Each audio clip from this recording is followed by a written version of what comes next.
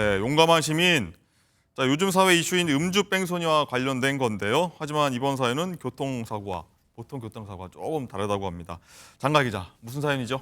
만취한 운전자가요, 이 뺑소니를 낸 것도 모자라서 피해를 입은 차주를 차에 매달고 도로를 질주했습니다. 이거 영상이 준비되어 있거든요. 영상 함께 보시죠. 네, SUV 차량이 한 대가 멀쩡히 서 있는 쓰레기 수거 차량을 들이받습니다. 네. 네, 그러고는 그대로 후진을 하고 현장을 빠져나가려고 하죠. 자, 오, 어이가 네. 없는 피해 차량 운전자가 조수석 창문을 잡고 항의를 하니까 오, 예. 속도를 올리고 그대로 남성을 매단 채 달아나기 시작합니다. 오, 예. 2차선 도로를 질주하는데요. 남성의 발이 저렇게 바닥에 질질 끌릴 정도입니다. 정말 아찔한데요. 자, 결국 한 너무 골목길에 다다르자 저렇게 남성 결국 힘잃고 길바닥에 굴러 떨어졌습니다. 자, 그러자 뒤에서 한 차량이 깜빡이를 켜면서 추격을 했고요. 결국 이 남성 경찰에 붙잡혔습니다. 이 뺑소니 운전자는 면허 취소 상태로 술을 마신 뒤 이런 일을 벌인 것으로 조사가 됐습니다. 네, 김문배 팀장님 오랜만에 나오셨습니다. 네네. 자, 정말 아찔한 상황이었는데 자, 어떻게 사고 내놓고 수습도 안 하고 저렇게 사람을 매달고 갈 수 있습니까? 그렇습니다. 일반적으로 접촉사고 같은 경우에는 신고를 해도 보험 처리만 되지 입건을 안 하거든요. 그런데 저 운전한 분은 사실은 음주를 했던 거예요. 그러니까 음주 사고니까는 음주 측정하면은 내가 정지라든지 취소가 되고 또 벌금이 많이 나온다 싶으니까는 도주하려고 멈칫거렸는데 마침 그 쓰레기 수거 차량에 운전자가 내려와서 항의를 하니까 네. 바로 도주를 한 거예요. 그런데 쓰레기 운전자 차량이 사실은 조수석물을 잡았지 않습니까? 예. 그러면 일반적으로 사람이 쓸 건데 멈춰야죠. 그냥 도주를 했어요. 그러니까 한 2분 동안 도주하니까는 500m 끌려가다가 떨어졌던 거죠. 근데 문제는 그 피해자 같은 경우에는 경상을 입었지만 잘못했으면 커다란 위험이 발생한 상황인데 어쨌든 저 사람은 그 운전자를 떨어뜨리고 계속 도주를 했던 것이죠. 양진 변호사님, 일단 보면은 이 피해자가 좀 떨어졌고요. 이거를 쫓아가서 잡은 게 경찰이 아니라 일반 시민이라고요. 맞습니다.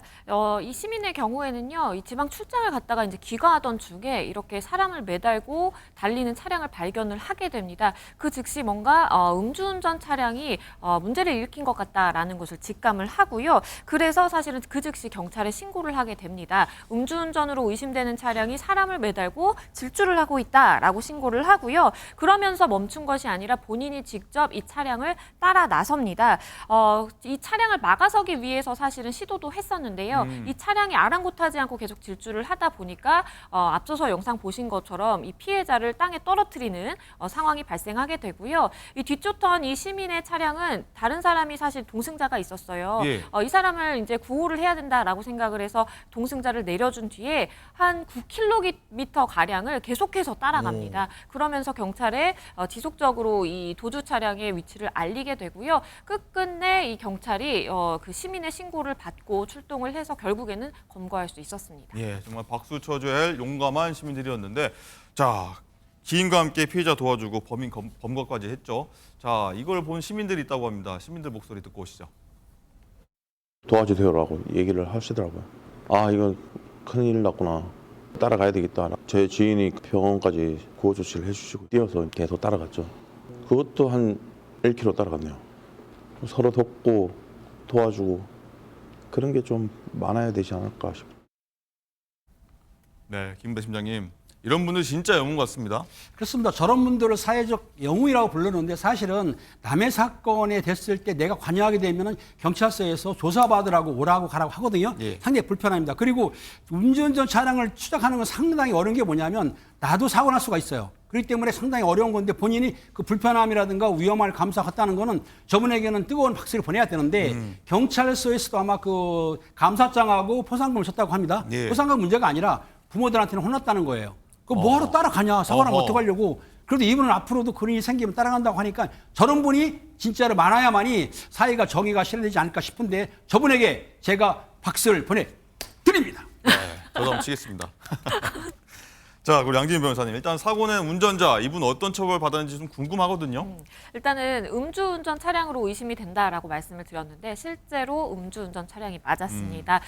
일단은 바로 검거를 했으니까 혈중알코올농도 수치 나올 수 있을 것으로 보이고요. 일단 수사기관에서 적용한 혐의는 많이들 들어보셨을 도주치상 그리고 사고 미조치입니다. 근데 추후 사실은 이 피해자가 매달려가다가 떨어졌잖아요. 네. 당연히 다쳤을 것이고 만약에 굉장히 만취 상태로 음주운전을 했다 했다라는 것이 밝혀진다면 추후에 위험운전치상까지도 적용이 될 수 있는 그런 상황이고요. 일단 수사기관은 불구속 입건한 상태입니다. 불구속 입건 참. 불구속 입건 맞습니까? 더 좀 강한 처벌이 있어야 되는 거 아닙니까? 그런데 추후에 구속영장이 신청될 가능성 배제할 수 없다라고 봅니다. 왜냐하면 비슷한 사건에서 지금 논란이 되는 사건 보신 것처럼 사실 사람이 만약에 다쳤다라고 하는 상황에서 내가 만취 상태로 음주운전을 하다 그런 일을 발생시켰다라는 것이 입증이 된다면 형량 자체가 굉장히 올라가거든요. 징역 15년까지 가능한 그런 상황입니다. 그렇기 때문에 만약에 추후에 위험운전치상 혐의까지 더해지게 된다면 충분히 추후 영장 가능성 있다라고 봅니다. 예, 그렇군요.